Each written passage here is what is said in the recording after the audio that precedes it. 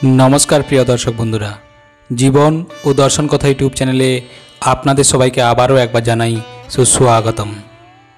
बंधुरा बेशिरभाग समय आमादेर मने हय पुण्य करा व्यक्तिदेर स्वर्गप्राप्ति हय। एई स्वर्गे जाওয়ার प्रकृत मालिक के और एमन की पाप जेटा करार पर मानुषेर नरके जाওয়া থেকে केउ आटकाते पारे ना। आज একটা কাহিনীর মাধ্যমে আমি আপনাদের বলার চেষ্টা করব পূজা পাঠ দান ধ্যান ইত্যাদি পুণ্য কাজ করার পরও মানুষ কেন নরকে যায়। আবার কিছু মানুষ আছেন যারা প্রচুর পাপ করেও স্বর্গপ্রাপ্তি করে। এমন কোন পুণ্য আছে যেটা হাজার মানুষের হাজার হাজার পাপকে নষ্ট করে দেয়, আর এমন কোন পাপ আছে যেটা করলে মানুষের হাজার হাজার পুণ্য নষ্ট হয়ে যায়। আসুন বন্ধুরা দেরি না করে জেনে নেওয়া যাক এই পবিত্র কাহিনীটি। জয় শ্রীকৃষ্ণ, রাধে রাধে, ওং নমঃ শিবায়। এক সময় এক গ্রামে এক ব্যক্তি বসবাস করত। সে সব সময় এই চিন্তা করত যে সে হয়তো কোনো খারাপ কাজ করে ফেলেছে, যার জন্য তাকে এত কষ্ট ভোগ করতে হচ্ছে, এত দুঃখে তার জীবন কাটছে। সে তার প্রাত্যহিক জীবনে খুব অতিষ্ঠ হয়ে উঠেছিল। তাই সে দুঃখী হয়ে একদিন একটি গাছের নিচে বসেছিল। আর ঠিক তখনই তার এক বন্ধু তার কাছে আসে এবং তাকে এইভাবে উদাসীন হয়ে বসে থাকতে দেখে তার কাছে এই উদাসীনতার কারণ জিজ্ঞাসা করেন। তখন ওই ব্যক্তি তার সমস্ত কথা খুলে বলে। সমস্ত কথা শোনার পর ওই বন্ধু তাকে বলে, তুমি চিন্তা করো না, এই গ্রামের কিছু দূরে একজন সাধু বাবা যিনি আশ্রম গড়ে তুলেছেন, তিনি খুবই জ্ঞানী, তুমি তার কাছে যাও। আরও বলে যে তার কাছে যায় তারই সমস্ত সমস্যা দূর হয়ে যায়। তো বন্ধুর কাছে এটা শোনার পর ওই ব্যক্তি বলে, হে ভাই, যদি এমনটা হয় তবে তো আমি কালই যাব ওই আশ্রমে। এরপর ওই ব্যক্তি বেরিয়ে পড়েন সাধু বাবার সঙ্গে দেখা করতে। ওই গ্রাম থেকে কিছু দূরে যাওয়ার পরে সে দেখতে পেল সেই আশ্রম। সেখানে গিয়ে সে দেখতে পেল একজন সাধু বাবা আশ্রমে তার শিষ্যদের জ্ঞান প্রদান করছেন। তো ওই ব্যক্তি সাধু মহারাজের কাছে গেলেন এবং তাকে প্রণাম করলেন। প্রণাম জানানোর পর সাধু মহারাজ বলে, হে পুত্র, তুমি বলো তুমি কি চাও। তখন ওই ব্যক্তি তার সমস্ত সমস্যার কথা খুলে বলে, হে সাধু মহারাজ, আমার কাছে বেশ কিছু প্রশ্ন আমার মনকে দুঃখী করে তুলেছে। আপনি অনুগ্রহ করে আমার এই প্রশ্নগুলোর উত্তর আমাকে দিন, না হলে আমি কিছুতেই শান্তি পাচ্ছি না। আমার মন সর্বদা দুঃখে ভারাক্রান্ত হয়ে থাকছে। তো বন্ধুরা এরপর সেই ব্যক্তি সাধু মহারাজকে তার সমস্ত কথা খুলে বলে। সে বলে, কিছু মানুষ পাপকর্ম করার পরও কিভাবে স্বর্গে যায়, আবার কিছু মানুষ অনেক পুণ্য করার পরও নরকে যায়। এমন কোন পাপ আছে যেটা সমস্ত পুণ্যকে নষ্ট করে ফেলে, আর এমন কোন পুণ্য আছে যেটা সমস্ত পাপকে নষ্ট করে দেয়। তখন ওই সাধু মহারাজ একটু হাসলেন। তিনি বললেন, হে পুত্র, আজ তুমি যে প্রশ্ন করেছ এটা খুবই উত্তম প্রশ্ন। সমাজের মঙ্গলের জন্য এই প্রশ্নের উত্তর খোঁজা খুবই জরুরি। এরপর সাধু বাবা বলেন, হে পুত্র, তোমাকে আমি এটা বোঝানোর জন্য তোমাকে একটি প্রাচীন কাহিনী শোনাচ্ছি।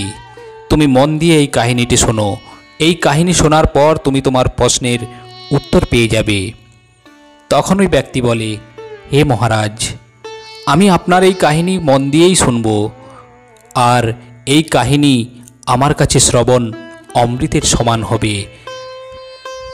আমি তো খুবই সৌভাগ্যবান যে আমি আপনার মুখে এই ধরনের একটা পবিত্র কাহিনী শুনতে চলেছি। আমি মন দিয়েই শুনব, আপনি অনুগ্রহ করে আমাকে কাহিনীটি বলুন। তো বন্ধুরা এরপর সাধু মহারাজ কাহিনীটি বলতে শুরু করলেন। তিনি বলেন, অনেক পুরানো দিনের কথা। মধ্যদেশে এক নগরে একই সময়ে একসঙ্গে 4 জন ব্যক্তির মৃত্যু হয়েছিল। সমস্ত লোকেদের বিচার ছিল আলাদা আলাদা, আর তারা আলাদা আলাদা জায়গায় বসবাস করত। খুবই আশ্চর্যের বিষয় হলো তাদের সবারই মৃত্যু এক সময়ে হয়েছিল। যমদূত তাদের যথাসময়ে নিতে এসেছিল। তো ওই 4 জনের মধ্যে একজন ছিল রাজা, দ্বিতীয় ব্যক্তি ছিল ধনী ব্যবসায়ী, তৃতীয় জন ছিল পূজা পাঠ করা পুরোহিত, আর চতুর্থ ব্যক্তি ছিল একজন গরিব দিনমজুর। সে সারাদিন পরিশ্রম করে নিজের পরিবারের ভরণ পোষণ করত। তারা সবাই মৃত্যুর পর যমলোকে গিয়ে পৌঁছায়। যমলোকে গিয়ে সবাই সেখানকার দৃশ্য দেখে খুবই ভয় পেয়ে যায়। তাদের সমস্ত অঙ্গ পতঙ্গ কাঁপতে থাকে। ওই যমলোকে এক বিশাল আকারের ধর্মরাজ বসেছিলেন। তারই ঠিক পাশে বসেছিল চিত্রগুপ্ত, যার কাছে জীবকুলের সমস্ত প্রাণীর কুণ্ডলী লেখা থাকে। যমদূতেরা সমস্ত আত্মাকে সামনের দিকে এগিয়ে নিয়ে যাচ্ছিল। সেখানে উপস্থিত থাকা কিছু আত্মা জোরে জোরে কাঁদতে থাকে, আবার কিছু আত্মা খুশি হয়ে এগোতে থাকে। সেখানে উপস্থিত থাকা এক দুয়ার থেকে আসতে থাকা স্বর্গের সুন্দর আলোক দেখা যায়, আবার অন্য এক দুয়ার থেকে আসতে থাকা জ্বলন্ত অগ্নিকে দেখা যায়। এই ভয়াবহ দৃশ্য দেখে তারা একে অপরের সঙ্গে কথা বলতে শুরু করে, আর নিজেদের করা পাপ ও পুণ্যের কথা চর্চা করতে শুরু করে। ওই 4 জন ব্যক্তি জীবনে এত পাপকর্ম করেছিল যে নিজেরাই ভাবতে থাকে যে তারা নরকেই যাবে। এরপর যমদূত ওই 4 ব্যক্তির আত্মাকে ধর্মরাজের কাছে নিয়ে যায়। তখন তারা সবাই গিয়ে ধর্মরাজার সিংহাসনের সামনে দাঁড়িয়ে যায় আর ভাবতে থাকে আমাদের মধ্যে কে স্বর্গে যাবে আর কে নরকে যাবে। কিন্তু ধর্মরাজ উপস্থিত ছিলেন না। তারা নিজেরাই ঠিক করে নেয় হয়তো তারা সবাই স্বর্গে যাবে। প্রথমেই ছিল রাজা। তিনি বলেন, ধর্মরাজ আমায় সোজাসুজি স্বর্গে পাঠিয়ে দেবেন, কারণ আমি ছিলাম বিশ্ববিখ্যাত রাজা। আমি অনেক সৎকর্ম করেই নিজের নাম করেছি। চারিদিকে লোকেরা আমার ভালো কর্মের চর্চা করে। কখনো কাউকে খালি হাতে আমার দুয়ার থেকে ফিরে যেতে দেইনি। যেই এসেছে তাকে আমি এত কিছু দিয়েছি যে সে কখনোই আমাকে ভুলতে পারেনি। চারিদিকে আমার জয় জয়কার করা হচ্ছে। আমার দানের জন্য হাজার হাজার লোক আশ্রয় পেয়েছে, দুমুঠো খেতে পেয়েছে। এই জন্যে আমার কর্মকে দেখে ধর্মরাজ অবশ্যই আমাকে স্বর্গে পাঠাবেন। রাজার এই কথা শুনে দ্বিতীয় জন ধনী ব্যক্তি হাসেন আর বলে ওঠেন, তোমরা 3 জনই পাপী, তোমরা ঘোর পাপ করেছ। এই জন্যে ধর্মরাজ তোমাদের কখনোই ক্ষমা করবেন না। এখানে উপস্থিত আমি একাই সব থেকে পুণ্যবান। আমি জীবনে অনেক পূজা পাঠ করেছি, ব্রাহ্মণদের অনেক দান করেছি, এমনকি গরুও দান করেছি। আর এখন আমার পুত্র ও নাতি নাতনিরা অনেক বড় শ্রাদ্ধ অনুষ্ঠানের আয়োজন করেছে। তারা আমার আত্মার শান্তির জন্য শ্রাদ্ধ অনুষ্ঠান করছে। তাই আমি তো সবচেয়ে পুণ্যবান। আমার 2টো স্ত্রী, 5টি পুত্র আছে। এই সমস্ত লোকেরা আমার মুক্তির জন্য উপায় করেছে। আর হ্যাঁ, জীবনে আমি কখনো পাপ করিনি। আর তাছাড়া অজান্তে আমি যদি পাপ করে থাকি তাহলে আমার পুত্রদের করা সাধ্যকর্মের দ্বারা আমার সমস্ত পাপ কর্ম নষ্ট হয়ে যাবে। তাছাড়া আমি প্রতিদিন মন্দিরে যেতাম, পূজা পাঠ করতাম, আমার দুয়ারে থাকা সব অতিথিদের ভোজন করাতাম। আমার মুক্তি তো অবশ্যই হবে। তো বন্ধুরা, এই কথা শুনে তৃতীয় ব্যক্তি অর্থাৎ পুরোহিত মশাই বললেন, হে ভাই, কেন ফালতু ফালতু তোমরা কথা বলছো? স্বর্গে যাওয়া কোনো সহজ কাজ নয়। স্বর্গে যাওয়ার জন্য দান ধ্যানের সঙ্গে সঙ্গে পূজা পাঠও করতে হয়। এই জন্যে স্বর্গে তো আমি একাই যাব, আর তার জন্য আমি ঈশ্বরের মন্দিরে অনেক পূজা পাঠও করেছি। আমার সারা জীবন ঈশ্বরের পূজা ও আরাধনা করেই কেটেছে। আমার করা কর্মের কারণে ধর্মরাজ স্বর্গের দরজা খুলবেন। এই কথা আমি খুব ভালোভাবে জানি। এই রকমভাবে তিনজন নিজেদের কথা বলতে থাকে। এরপর ওই চতুর্থ ব্যক্তি গরিব দিনমজুরের দিকে তাকাতে থাকে। তারা ভাবে এখন এই ব্যক্তি কি বলবে, এ কি কোনো ভালো কর্ম করেছে, না সারা জীবন অন্যের মজুরি খাটতে খাটতে দিন কেটে গেছে। ওই ব্যক্তি দূর থেকে তিনজনের কথা শুনতে থাকে, যারা কিনা নিজেরাই নিজেদের প্রশংসায় মত্ত ছিল। ঠিক তখনই ধর্মরাজ চিত্রগুপ্তের সঙ্গে তার দরবারে উপস্থিত হন। চিত্রগুপ্তের সঙ্গে এক মোটা পুঁথি ছিল, যেটায় সমস্ত জীবকুলের সকল প্রাণীর কর্ম ও ক্রিয়াকলাপের পুঙ্খানুপুঙ্খ লেখা ছিল। এরপর প্রথমে চিত্রগুপ্ত প্রথম ব্যক্তি রাজাকে নিজের কাছে ডাকে এবং বলে, তুমি তো পৃথিবীর বুকে এক বড় রাজা ছিলে, তুমি বলো পৃথিবীর বুকে জীবনে কোনো শুভ কাজ করেছ? কতজনের উপকার করেছ? কতজন মানুষকে দুঃখ দিয়েছ? আমি আমার পুঁথি দেখে সিদ্ধান্ত নেব তুমি স্বর্গে যাওয়ার অধিকারী কি না। তখন রাজা গর্বের সঙ্গে বলে, হে মহারাজ, আমি এক বড় রাজ্যের রাজা ছিলাম। আমার রাজ্য খুবই সমৃদ্ধি ও হাসি খুশিতে ভরা ছিল। আমার রাজ্যে দিনহীন গরিব মানুষ অনেক কম ছিল। সবাই আমার ছত্রছায়ায় আনন্দে দিনযাপন করছিল। আমি আমার রাজ্যের জন্য কোনো জিনিসের অভাব হতে দেইনি। আমার রাজ্যে ক্ষুধার্তদের খাবার দেওয়া হতো, হাজার হাজার ধন মোহর তাদের উপহার দেওয়া হতো। প্রজারা আমার উপর খুব খুশি ছিল। এগুলোই ছিল আমার জীবনের বড় প্রাপ্তি। এই সমস্ত কথা শুনে চিত্রগুপ্ত নিজের পুঁথি উল্টায় এবং দেখতে থাকে। তারপর বলে, তুমি যে সমস্ত কথা বললে সত্যি, তুমি নিজের প্রজাদের সুখ দিয়েছ, তার সঙ্গে সঙ্গে বড় অপরাধও করেছ। তুমি নিজের রাজ্যের সীমানা বাড়ানোর জন্য যে সমস্ত যুদ্ধ করেছ, সেই যুদ্ধে হাজার হাজার লাখ লাখ সৈনিক নিহত হয়েছে। ওদের মৃত্যুর কারণ হচ্ছে তুমি। তাদের পরিবারকে, তাদের বাচ্চাদেরকে অনাথ করার কারণ তুমি। তাদের স্ত্রীদের বিধবা করে দেওয়ার কারণও তুমি। তাদের মায়েদের কোল খালি করে দেওয়ার কারণও তুমি। তুমি প্রতিবেশী রাজ্যের সঙ্গে যুদ্ধ করে সীমানা না বাড়িয়ে যদি তাদের সঙ্গে বন্ধুত্ব করে ব্যবসা বাণিজ্য বাড়াতে, তাহলে সব থেকে সেটাই ভালো হতো। এতে তোমার রাজ্য সমৃদ্ধিতে পরিপূর্ণ হতো। তাই তুমি স্বর্গে যাওয়ার জন্য অধিকার অর্জন করতে পারো না। এই কথা শুনে রাজা চুপচাপ পিছিয়ে যায়। এরপরে ওই ব্যবসায়ীকে চিত্রগুপ্ত জিজ্ঞাসা করেন, তুমি পৃথিবীর বুকে কি কি ভালো কর্ম করেছ? ব্যবসায়ী বলেন, আমি পৃথিবীর বুকে যত ধন উপার্জন করেছি তার অর্ধেক ভালো কাজে লাগিয়েছি। হাজার হাজার মানুষকে খাইয়েছি, অনেক আশ্রমে দান করেছি, অনেক অসহায় মানুষকে অর্থ দিয়ে সাহায্য করেছি, বহু জায়গায় মন্দির গড়েছি, এমনকি ধর্মশালাও তৈরি করে দিয়েছি অনেক জায়গায়। ওইগুলো হলো আমার ভালো কর্ম। তো বন্ধুরা, ব্যবসায়ীর কথা শুনে চিত্রগুপ্ত নিজের পুঁথি খুলেন, যার মধ্যে ব্যবসায়ীর ভালো মন্দ সব লেখা ছিল। এরপর ধর্মরাজ বলেন, ওহে দুষ্টু, যে পাপ করেছ ওই বাকি তিনজনের পাপের কাছে তুমি কিছুই নয়। তোমার একটি পাপের কারণে সমস্ত পুণ্য নষ্ট হয়ে গেছে। যদি তুমি এই পাপ না করতে তবে স্বর্গে যেতে পারতে। ব্যবসায়ী বলল, হ্যাঁ মহারাজ। মহারাজ, আমি এমন কি পাপ করেছি যে কারণে আমায় নরকে যেতে হবে?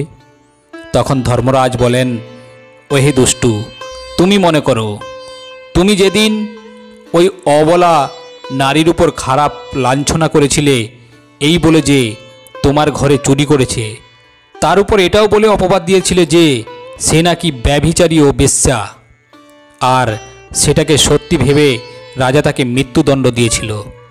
মানুষ ব্রহ্মহত্যা ও মদ্যপান করে মুক্ত হতে পারে, কিন্তু অন্যের উপর লাঞ্ছনা লাগানোর কোনো প্রায়শ্চিত্ত নেই।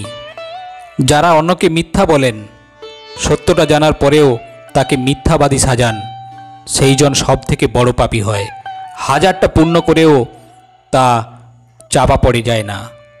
যেহেতু তুমি এই পাপ কাজ করেছো, তোমার দ্বারা সমস্ত করা পুণ্য কাজ নষ্ট হয়ে গেছে। তুমি পৃথিবী লোকে যেসব দান ধ্যান করেছ সেই সব অর্থ রোজগার করার জন্য তুমি অনেক মিথ্যে বলেছ, তুমি অনেক মানুষকে ঠকিয়েছ, অনেক কিছুর মধ্যে খারাপ জিনিস মিশিয়ে বিক্রি করেছ, নকল জিনিসকে আসল দামে বিক্রি করেছ।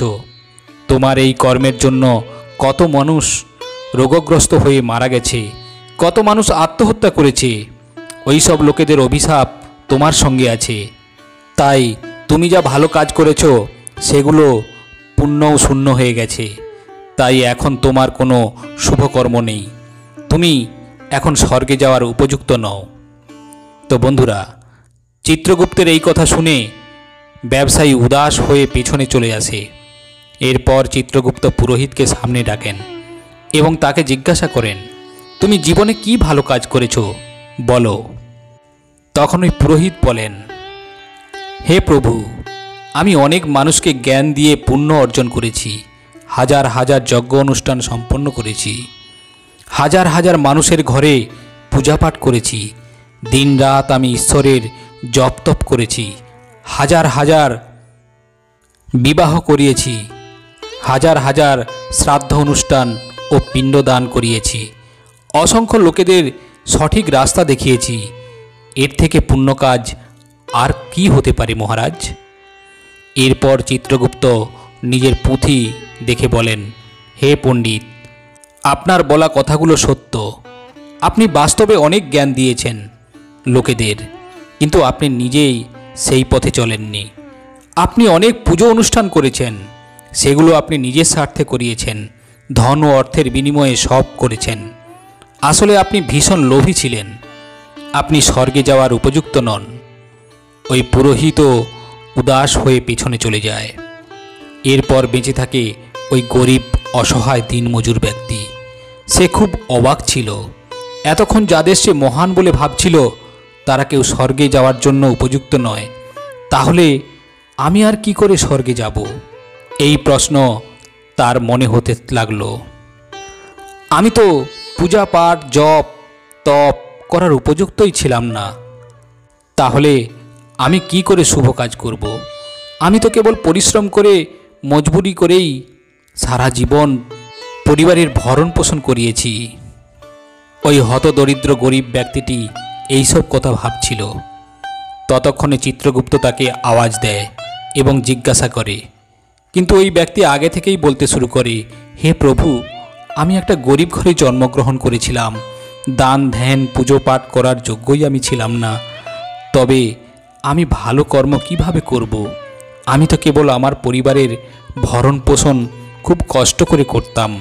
আমি জানি যে আমি স্বর্গে যাওয়ার উপযুক্ত নই। আমি পৃথিবী লোকে নরক ভোগ করেছি, আর এরপরে নরকেই যাব। হে প্রভু, আমার একটা ইচ্ছে আছে। আমি স্বর্গে তো যেতে পারবো না, কিন্তু আমি একবার এক মুহূর্তের জন্য স্বর্গকে দেখতে চাই। এর থেকে আমার বেশি কোনো কিছুই ইচ্ছে নেই, কারণ আমি এমন কোনো ভালো কর্ম করিনি যে আমার কিছুক্ষণের জন্য স্বর্গে যাওয়া সম্ভব হবে। দিন মজুরি করে খাওয়া, লোকেদের সেবা করার পর আমার কোনো সময় থাকতো না।